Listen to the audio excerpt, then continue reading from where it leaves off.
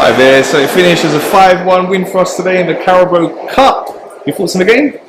Yeah, it was nice to see some of the youngsters get a run out. One or two of them didn't do themselves much of a favour, but Miles Lewis-Skelly played well till his injury. I hope it's nothing serious. And I thought Ethan Nwaneri lived up to all the hype that we've been hearing about him. He looked so comfortable on the ball. He was giving directions to all the other players in the team, seniors, juniors. He scored 2 goals. He played extremely well. Didn't look cocky, but he looked confident in his own ability, and it was a real pleasure to watch. Calafiori looks so calm and cool on the ball. It's such a pleasure to watch him in possession. So yes, it was a good performance. I don't know how strong that Bolton team was. I don't think they had all their first team players playing either tonight. But the result and performance was pretty much what was expected. Arsenal played well enough without having to break into 3rd and 4th gear. I know he scored his first goal for Arsenal tonight, Raheem Sterling, but I have to confess, I've never been a fan. And if I was Gabby Martinelli or if I was Leo Trossard, I wouldn't be losing any sleep tonight about losing my place in the first team to him after that performance. I thought it was average at best. Yeah, I mean, it's probably the first time that a manager has had to give a team talk saying we've got to win it in 90 minutes, half the team have to be in bed at full time. But yeah, listen, there are some quality youngsters, and as we mentioned, Ethan Nwaneri, man of the match. For me, he started to tire with about 10-15 minutes to go, and I would have possibly have taken him off thinking about Saturday, because now that the run of games that we've got, you look at that and go, yeah, you could play Rice and Partey or Rice and Jorginho with Nwaneri in the Odegaard role. We need a creator. He's certainly capable. Yeah, I think, listen, Sterling's going to take time to un-Chelsea. Havertz took quite a bit of time, and now look what we got. But what I would, obviously Sterling doesn't have that kind of time. And again, I've always questioned about his end product, but what I would say is that Arteta, when he looked after him at City, got absolute best out of him. And that's because he drilled him within an inch of his life of where he needs to go. And he'll do the same thing here. I thought he made a good run and cross for Nwaneri's first goal, and he did well for the shot, for which Havertz scored from the follow-up. He started to do a little bit that was starting to look a bit better. There were some sloppy bits, but he never played in the first 3 games for Chelsea, and he's building into the minutes. So the jury's out. I definitely think he was worth what we paid for him. Let's see if he's worth a bit more. But yeah, I don't think at the moment he's displacing Trossard or Martinelli.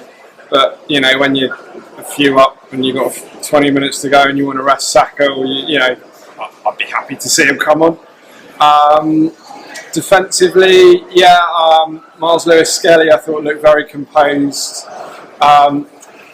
Keeper I thought looked a little nervy to start with, and I think but he's 16 years old, 6 years older than my child, which is bizarre. But yeah, he grew in the game, and I loved his sort of thing at the end where he caught the corner and he dropped down on it and got a big cheer. A la David Raya. A la David Raya, which I thought was very nice. I mean, it must be quite hard as a defender when you just spent your time dealing with Sterling. Suddenly you look up and there's a fresh Gabby Martinelli with 20 minutes to go, and you're just thinking, oh great, yay! But yeah, we got some strength and depth. We got to rest some players. I thought Arteta got the substitutions pretty much right, and comfortable, and we'll see who we get in the next round. Yeah, so it was a great chance for us to see some of the players that wouldn't normally play in the Premier League or Champions League. What did you think of the starting lineup and our squad depth overall? Well, bearing in mind the injuries we've got, our squad depth is not bad, depending on the opposition. I think it was shown to a greater extent on Sunday against Manchester City, but it was a couple of the youngsters are definitely, as I said, Nwaneri and definitely fighting for a starting role in the team. It's certainly in Odegaard's absence, I would say. He looks like he feels he belongs there. And as I say, giving directions and orders to everybody, senior, junior, and not trying to be too clever, but absolutely confident in his own ability, and quite rightly so. Lewis Skelly, I thought, also looked quite good. But Kivior, I felt this was a chance for him to make a statement. It was okay, but he didn't convince me that he's going to be moving back up the pecking order. But when you think of the injuries we've got with Odegaard out, with Mourinho out, with Zinchenko out, it's Tommy and Tommy Asu, of course. And I'm pleased to see that Timber wasn't involved at all today, because he looked like he was suffering at the end on Sunday, and I hope he's going to be fit for the weekend game at home to Leicester. But defensively, we've got very strong squad depth when you look at who didn't feature tonight in the defence. And Ben White, of course, is another one. So defensively, we're looking good. Wide up front, we're looking okay with Saka and Martinelli and Trossard, and in desperation, Sterling. But down the centre, I mean, Jesus had a really good chance in towards the end of the first half, when he raced onto a ball. The defender overshot himself, and he poked it wide when he could have just taken half a step to the right, Jesus, and he had half the empty goal to shoot at. And that's the one thing that bothers me about him, is his lack of precision in front of goal. Watching him play and take on defenders and wrong-footing them and ending them up sitting on their backsides is a pleasure. He's got a great brain and very quick feet, and it's nice to watch him. But unfortunately, too often the end product is not what we want, and I think that's an area that we still, as a lot of people have said, do need to strengthen. We don't need a 50 goals a season Haaland in the team. We need somebody who will blend in with them, but who's going to finish those chances rather than waste too many of them. In midfield, we're seeing the strength in depth, because Jorginho played well tonight, didn't overtax himself, but he kept control in front of the back four, and he was fine. Partey played really well on Sunday. He's getting back to something like the player that we did buy. And of course, you got Declan Rice. Once Odegaard's fit as well, and now Nwaneri can be added to that list. So we're looking. We can be looking in that department, with Moreno still to come back. I, of course, am greatly missing the person who would have replaced Odegaard had he still been here. Yes. Emile Smith-Rowe, who has made a great start at Fulham. I hope he has a stellar season, and I hope we've got a buyback clause, because I'm still a big fan of his, as you know. So yeah, we do need a better finisher up front than we've got.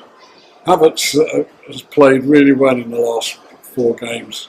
The Spurs game, Atalanta, City, he worked fantastically. He puts in a lot of effort, he holds the ball up well, he's got good vision, but again, not deadly in front of goal. Reasonable, but not deadly. We haven't got anybody. So that's an area, an impact from the bench player who can put the ball in the net more often than not, is what we're missing. But other than that, the strength of the squad, I think, in depth is good. And as I say, a couple of these youngsters, Nwaneri to me is definitely a first-team squad player now. And Lewis Skelly is certainly not going to be out of his depth against most of the Premier League teams. You wouldn't want to play him against City or Liverpool. Not more than the 10 minutes he got anyway. No, but he got to. Yeah, but you wouldn't want to start him in those games. But against Leicester, if we were short of players, I wouldn't be too worried if they started with him at left back. But we shall have to see. And of course, we've got to watch with interest what happens with Kieran Tierney. Yeah, that's when another it's one. finally fit. When it's there. Yeah, I mean, squad depth wise, I mean, first off, I think if anyone had any doubts going into this season about whether or not we made the right choice with David Raya, I think that is very much to bed right now. What a difference he makes, his ability to come and claim crosses in busy penalty areas. And you can even contrast him to Edison, who couldn't get out to get to a ball that allowed Gabby to make it 2-1 on Sunday. And you think Edison's regarded as one of the best goalkeepers there is in the world. And, you know, Raya just came and claimed everything that dropped in. So that is fantastic. I think Neto was a good signing. Obviously, he's cup tied for tonight. As a free loaned for, because you had to let Rambo go. I think transfer window wise, we did well. Defensively, you know, you've got so much depth. You know, you've got Tierney, you've got Zinni, you've got Kivior, you've got Tommy, you've got Calafiori, you've got Timber. What's going on here? Saliba, Gabriel, White, and then, you know, as you said, Lewis Skelly is coming up as well. And you look at that and go, you know, look how many players we got out and look how good we are. So many of them could play more than one position. That is a brilliant thing. It's like, you know, it's like, oh, we'll switch this guy out, he needs to come off. All right, fine, you can go here, I'll go here, that's done, easy. No problemo. Midfield again. You look at that. We went to the toilet bowl with our 3 first choice midfielders out, and we still managed to win it. I still think Partey probably doesn't have the big pitch coverage that he used to have, which, you know, I think the second half City worked for him. And Jorginho has never had the great pace. So my big worry, obviously, is if they're playing as the holding midfield and we push up as we saw tonight for the Bolton goal. Georgie just did not have the legs to get back across half the pitch to be able to make the challenge. But, you know, again, when they come back, you've got Odegaard, you've got Moreno, you know, Declan Rice is arguably one of the best sixers in the world. Nwaneri absolutely looked amazing. So there's definitely quite a lot to manage in the centre of the pitch. I think the difficulty we had this summer is there wasn't any top class strikers that moved the needle that were available for us. The Sesko option was because it was quite a good clause at a young player that you could develop to bring in that could possibly become that. And we saw in the Euros and, you know, this season, he's not exploded and torn it up in a way where you're like, oh my God, this guy's like a Haaland Mark II. So I think for him, he made the right choice to stay and develop. I don't think he'd have got the game time at Arsenal. I love Kai. He's really like one of the hardest workers. I love his hold-up play. You think about the goal at Shite Hart Lane, the fact that that came from a clearance that wasn't really for anything, and he won the ball and he held it up and he had the presence of mind to lay off Saka, who then took his man on to get the corner. That comes from Kai being able to, he's a great outball. He works so hard. And even tonight, I know he came off the bench, but 92nd minute, we're 5-1 up at home to Bolton in the cup. Doesn't matter who's chasing back to make a challenge, make sure they can't get another shot on and protect the 16-year-old keeper. Kai Havertz. You've got to love someone who just dies for the cause like that, runs through the brick walls. Jesus, I think, be interesting to see how sharp he gets as he gets fitter. And we know he loves the Champions League. He does love a goal in the Champions League. So we'll see how that one comes out. Sterling, the jury is out, but we'll see. Look, I think I wouldn't have been upset if we'd have signed him on a permanent and if we'd have paid a fee for him. We got him on a free. We're paying less than half his wages, which is hilarious that Chelsea are paying more than we are for him to play for us. We'll see if Arteta can un-Chelsea him. He's quick. He does have good skills and he can do good things. He just needs to get his focus. I've always questioned his decision making, and if he can get that honed, or at least be focused to the point of when you go A, you do B, when you go C, you do D, and train him to that so it becomes instinctive, we'll see a lot more out of him and we'll get some involvements. And if it doesn't, we send him off anyway at the end of the season. I wouldn't sign him permanently regardless. Send him off at the end of the season. Thank you very much. You've been a great stopgap till we can go and buy Nico Williams or someone like that in the summer. We've moved Eddie on. We were past him. I think that was really good. We got good money for him and a clause. ESR, sad to see him go, but again, if he's not going to get the minutes and his fitness record hasn't been the most amazing, let him go and show he can do it or not. But again, we've got good money, we've got a big buy sell-on clause which will give us an opportunity to buy him. You know, we moved on people like Patino, who kind of threatened to be something good and never really exploded on loan. We sent Reece Nelson out on loan so he can shop window himself, so we can get some money for him next summer with his big contract. The only one we couldn't, we got rid of Rambo, who needed to go and play, and we got good money for him. The only one we couldn't get out is Tierney, and that's because he was injured. So I've got to say, I thought Edu had a very good window. I thought we brought in, good selling window. He did as well, but then you look, Calafiori is immense. Excellent. Obviously, Timbers lands like a new signing. And we haven't seen Mikel Moreno yet for us. But if he brings anything like he did, especially in the Euros, I mean, that's incredible. And what I would say with that is, if you think about it, when did Martinelli have a brilliant season? When a left footer in Xhaka was playing at the left 8. And what have we had? We've had Rice, we've had Havertz. They're right-footed players. So the way that they spin the ball out is slightly different in the way that they play that and the angles that they can play in. So I think part of the thinking is, and he's been very good at linking in with Spain, is going off to sea and saying, right, well, now that we've got we'll have a left footer playing in the left 8, will we unlock Martinelli a bit more? Who, by the way, has worked also immensely hard over the last few games, and he just needs a goal now. So there's a lot in this team. There's a lot of players to come back.